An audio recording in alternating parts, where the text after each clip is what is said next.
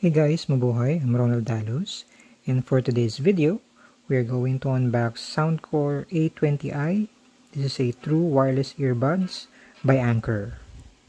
And just to let you know, I was able to buy this sa Shopee. Balilib ko na lang sa description below kung saan store ko siya nabili at kung magkano. At syempre, before natin to i-unbox or i-open, check muna natin yung box nitong A20i. So as you can see here sa harap, so nakalagay sa kanya, Soundcore by Anker, A20i, true wireless earbuds, customized sound. So ito mismo yung picture nung device or yung mismong earbuds tsaka yung charging case.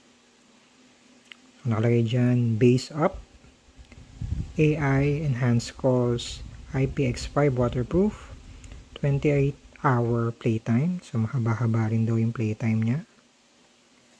So sa side, so may nakalagay dyan. Yan. And sa kabilang side, so nakalagay dyan, AI enhanced calls via 2 mics. Sa ibabaw. And then sa ilalim. So sa likod, may mga features dyan. Nakalagay dyan, customized sound, AI enhanced calls via 2 mics. So meron din daw siyang Soundcore app. And then dito, 9-hour playtime daw siya, 28 hours with charging case. So IPX5 waterproof. So yung mga included daw sa box is yung Soundcore na A20i, charging case, ear tips, tsaka yung USB-C cable. So let's go ahead at open na natin to. So upon opening the box, ito na siya. So yung una natin makikita dyan, itong quick start guide. So ito yung mga included dun sa package. So ito na mismo yung charging case. Ito naman yung ear tips, I think. Then ito naman yung USB-C charging cable. So check na natin itong charging case. So as you can see, meron siyang kasamang na lanyard, which is really nice. So meron din siyang parang plastic dito. So tanggalin na natin to.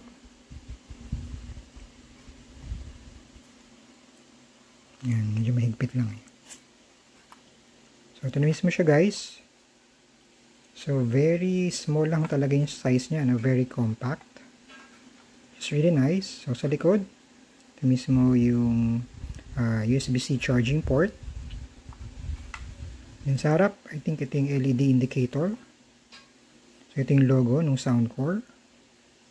Pag in-open natin siya, so ito na mismo yung A20i na wireless earbuds. So check na natin siya. So ito mismo yung sa left earbuds. So maliit lang din talaga siya. Ito naman yung sa right na earbuds. Ito yung ear tips. Ito yung sa loob. So bali after natin siyang i-unbox or i-open kanina, ngayon naman i-prepare na natin tong earbuds or i-connect na natin tong earbuds dito sa ating device or cellphone. So madali lang naman din siyang i-pair eh. So very straightforward lang din. Open mo lang yung Bluetooth. So yan, nakakonect na siya via Bluetooth. And then after mo siyang i-connect, kailangan mo din i-download yung mismong Soundcore na app. So yan siya. So search nyo na lang siya sa Google Play Store. Then after that, punta tayo sa mismong Soundcore na app. So as you can see, nakakonect na yung A20i na earbuds dito. So just to give you an overview na itong app. So ayan siya. So click natin to. So dyan makikita natin. Andyan yung may equalizer. Ayan. May iba't ibang mga naka-preset na ano dyan eh. Na mga equalizer. So sa ngayon, in-enable ko yung bass up, no? So parang mas lalong ma-enhance yung bass niya. So marami pang mga ibang pagpipilian dyan. So ayan siya. And then, yan, may mga controls din. So, hindi ko na ma-explore lahat, no? Yeah, just to give you an overview lang, meron din siyang Find My Device. So, ayan siya. And then, meron din siya dito gaming mode. So, ayan siya. Gaming mode yung nakalagay. Then, meron din siyang, ayan, model name, firmware version, serial number, yan. Tsaka, update ng firmware. So, sa ngayon, up to date naman daw yung firmware niya. Ano pa ba? Yan. So, may nakalagay dyan, discovery. And then dito, yan, may mga nakalagay na my devices. Yan. Exclusive offer settings, sound core, health. Settings tayo. So, yun yung nakalagay sa settings. Language, system mode selection. Yan. So, just to give you an overview lang nung mismong app. So, ngayon naman, after nito, itetest ko na siya. Then, after ko siyang itest, bibigyan ko lang din kayo ng konting feedback, no? Kung ano yung mismong sound quality niya. Kung okay ba siya or hindi. Kasi for its price, medyo affordable na siya. So, syempre, medyo ilo-lower mo na expectation mo since mura lang siya. So, hindi naman tayo nag-expect ng sobrang ganda ng sound quality, no?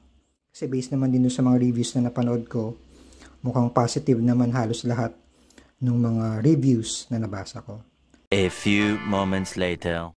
So, after doing some testing, masasabi ko maganda naman yung sound quality itong earbuds na to. Pero may napansin lang ako medyo kakaiba, no? Kasi first, tinest ko tong earbuds na to using the Spotify app. So, masasabi ko okay naman yung sound quality niya. Wala naman akong naging issue. Yun nga, okay siya.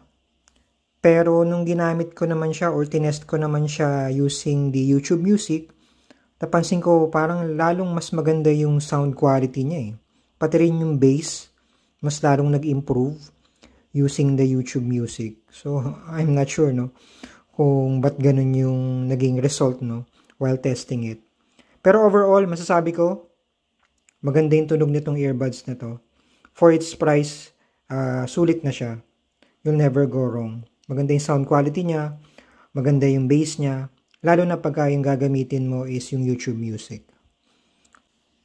So again, if you're interested to buy these wireless earbuds, check nyo na lang yung description below kung saan store ko siya nabili at kung magkano. Anyways, I hope you like this video. Thank you for watching. Stay safe and have a good one.